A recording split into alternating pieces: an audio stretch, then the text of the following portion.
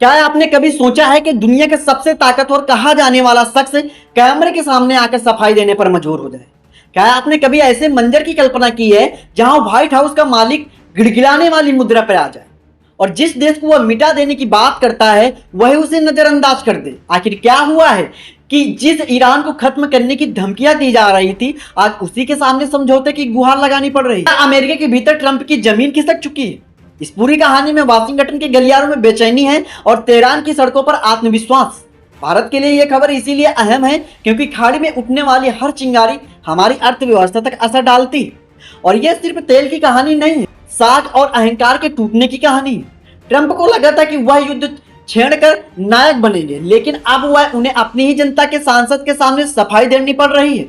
America के भीतर media और जनता सवाल उठा रही है और ट्रंप को अपनी छवि बचाने के लिए लगातार सफाई देनी पड़ रही है।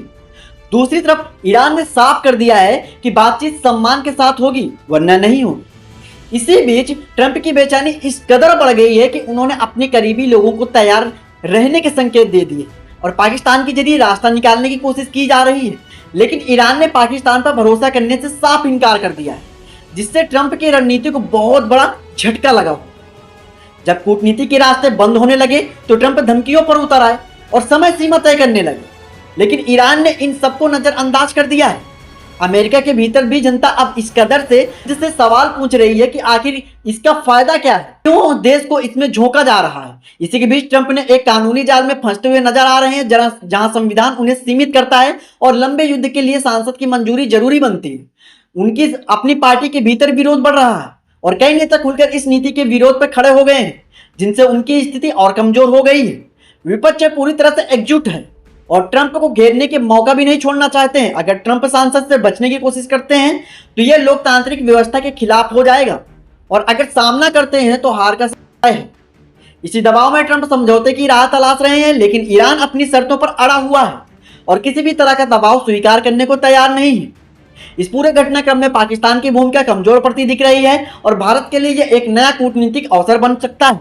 वही ट्रंप के लिए यह लड़ाई अब सिर्फ राजनीतिक नहीं बल्कि अस्तित्व की लड़ाई बन चुकी है, क्योंकि उसकी छवि, उनका नेतृत्व और उनका भविष्य दांव पर लगा हुआ है।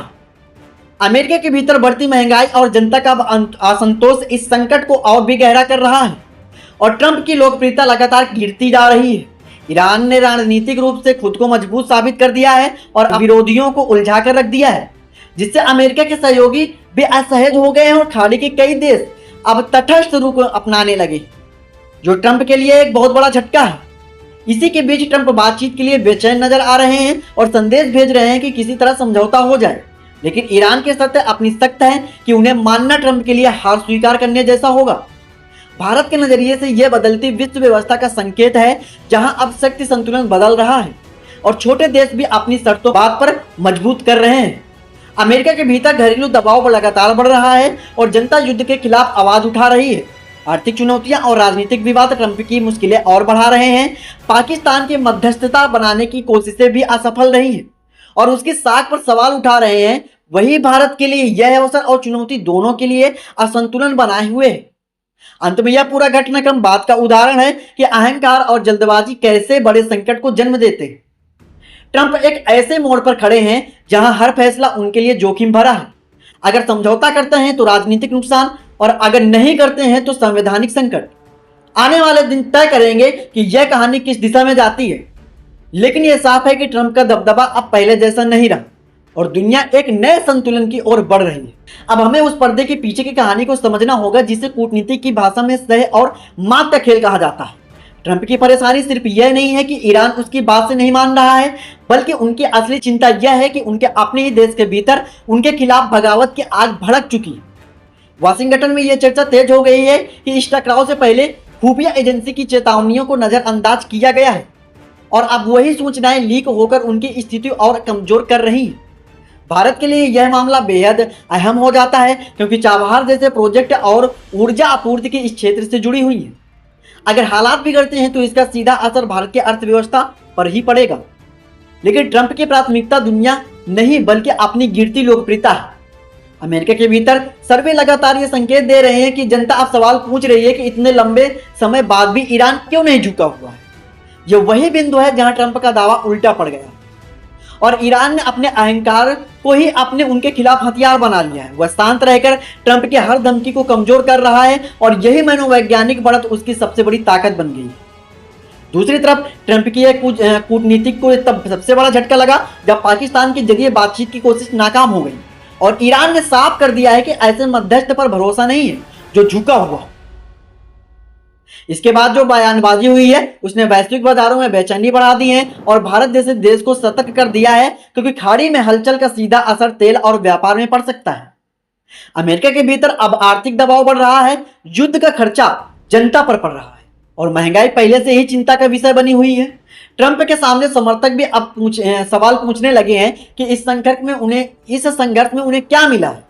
विपक्ष इस मुद्दे को लगातार उठा रहे हैं और ट्रंप को घेर रहे हैं। इसी दबाव में ट्रंप के बयान भी असंगत होते जा रहे हैं, जिससे उनकी छवि और कमजोर होती जा रही है। कानूनी मोर्चों पर भी हालात उनके खिलाफ हैं, क्योंकि संविधान उन्हें सीमित करता है और लंबी सैन्य कार्रवाई के लिए सांसद की मंजूरी जरूरी बनती है। उनकी अपनी पार्टी के भीतर ही विरोध बढ़ता जा रहा है और कई नेता खुलकर इस नीति के खिलाफ बोल रहे हैं। यही कारण है कि ट्रंप बार बार समय मांग रहे हैं ताकि किसी तरह स्थिति संभालनी जा सके, लेकिन ईरान ने स्पष्ट कर दिया है कि वह बिना शर्तों के नहीं झुकेगा।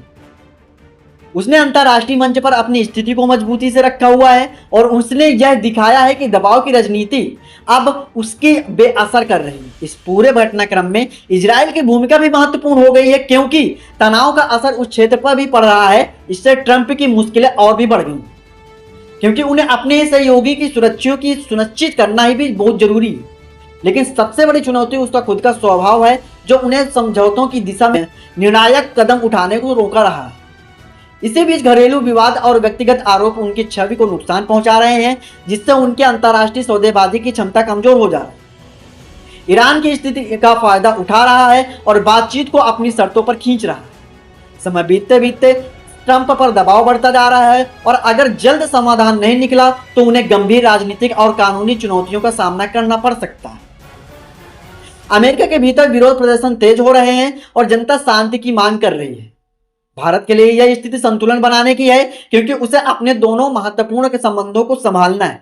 पाकिस्तान की इस भूमिका से पूरे घटनाक्रम में कमजोर पड़ती दिख रही है और इससे क्षेत्रीय समीकरण बदल रहे हैं। अंत में यह स्पष्ट होता है कि केवल सैन्य ताकत ही निर्णायक नहीं होती, बल्कि राजनीतिक साख और धैर्य भी उतने महत्वपूर्ण होते हैं। ट्रंप के पास समाधान तो है, लेकिन उसकी विश्वसनीयता पर सवाल उठ रहे हैं। वही ईरान ने यह दिखाया है कि दृढ़ता और संयम के साथ भी बड़ी ताकतों का सामना किया जा सकता है। आने वाले दिन इस पूरे घटनाक्रम की दिशा तय करने वाले हैं, लेकिन अभी के हालात ये संकेत दे रहे हैं कि दुनिया का एक नए संतुलन की ओर बढ़ रही है, जहां संवाद और राजनीति की असली ताकत साबित होने वाली है। अब इस पूरे खेल के उस हिस्सों को समझिए जिसे तेल की राजनीति कहा जाता है, जहां धमकियां, प्रतिबंध और वैश्विक बाजार एक दूसरे से टकरा रहे हैं। जब ट्रंप ने ईरान को सख्त चेतावनी दी तो उन्हें लगा कि तेहरान झुक जाएगा, लेकिन उल्टा ईरान ने अपने तेल ठिकानों की सुरक्षा और मजबूत कर दी और साफ संदेश दिया कि किसी भी हमले का जवाब तुरंत मिलेगा, जिससे दुनिया भर के देशों में खासकर भारत जैसे बड़े आयातकों के लिए खतरा और भी बढ़ गया, क्योंकि खाड़ी क्षेत्र में जरा सा भी तनाव भी तेल की कीमतों में आसमान पर पहुंचा सकता था। इसी बीच ट्रंप खुद को अपने ही बनाए जाल में फंसते दिखे। अमेरिका के अंदर बढ़ती महंगाई और जनता का गुस्सा उनकी स्थिति को कमजोर कर रहा था। व्हाइट हाउस के भीतर बेचैनी थी, उनकी डील मेकर वाली छवि टूट रही थी और ईरान खुलेआम उनकी साख पर सवाल उठा रहा था। घरेलू राजनीति ने भी उन्हें जकड़ लिया था। उनकी ही पार्टी के कई सांसद विरोध में खड़े हो गए, विपक्ष हमलावर हो गया और युद्ध को लेकर जनता का समर्थन घटने लगा, जिससे ट्रंप को मजबूर होकर शब्दों और रणनीति दोनों में नरमी दिखानी पड़ी। पाकिस्तान को मध्यस्थ बनाने की कोशिश भी बुरी तरह असफल रही और ईरान ने उसे खुलकर कमजोर और बाहरी ताकतों का मोहरा बता दिया। तो भारत के लिए एक अहम संकेत था कि क्षेत्रीय समीकरण बदल रहे हैं। वही सैन्य मोर्चों पर भी हालात ट्रंप के अनुकूल ही रहे। ईरान ने ड्रोन के हमलों के अमेरिकी रक्षा प्रणाली की सीमाएं उजागर कर दी और यह धारणा टूटने लगी कि अमेरिका अजेय है। समय सीमा नजदीक आने के साथ ट्रंप पर दबाव और बढ़ता गया। सांसद में जवाब देने का खतरा, पार्टी के भीतर बगावत और अंतर्राष्ट्रीय स्तर पर बढ़ता अलगाव उन्हें लगातार पीछे ढकेल रहा था। ईरान कूटनीतिक चालों से उन्हें घेर लिया, अपनी शर्तों पर बातचीत की बात रखी और किसी भी जल्दबाजी से इनकार कर दिया, जिससे ट्रंप की स्थिति और असहज हो गई। इसी बीच उन्हें निजी विवाद और पुराने आरोप भी फिर से उभरने लगे, जिससे यह धारणा मजबूत हो गई कि यह टकराव कहीं ध्यान भटकाने की कोशिश तो नहीं, और यही उनकी सबसे बड़ी कमजोरी बन गई। अंतर्राष्ट्रीय स्तर पर यह दूरी बनानी शुरू कर दी। खाड़ी देशों ने यह साफ कर दिया कि वे इस टकराव में खुलकर साथ नहीं देने वाले, जिससे ट्रंप लगभग अकेले ही पड़ गए। भारत के नजरिए से यह पूरा घटनाक्रम एक चेतावनी भी है और अवसर भी है, क्योंकि जहां एक तरफ क्षेत्र में अस्थिरता का खतरा है तो दूसरी तरफ कूटनीति और भूमिका निभाने का मौका भी बन सकता है। अंततः स्थिति यहां तक पहुंच गई है कि ट्रंप को संवैधानिक सीमाओं को लेकर भी सवालों का सामना करना पड़ रहा है और उनकी हर चाल उन्हें ही उलझती हुई जा रही है।